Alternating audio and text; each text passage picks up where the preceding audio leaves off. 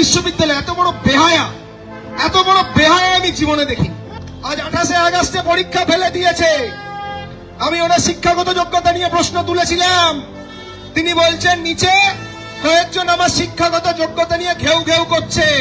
শান্তা দেবী, বেশি কথা বলবেন না, আমাদের ঘেউ ঘেউ নিয়ে কথা বলবেন না।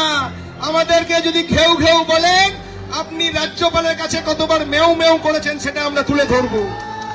কয় ঘন্টায় 28 আগস্টের পরে জবাব দেব, ইঞ্চিতে ইঞ্চিতে বুঝে নেব।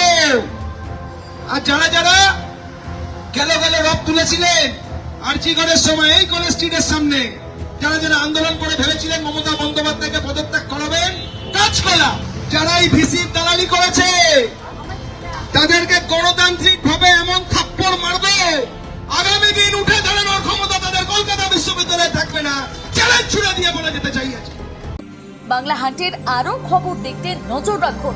বাংলা খবর মানেই বাংলা হান্ট।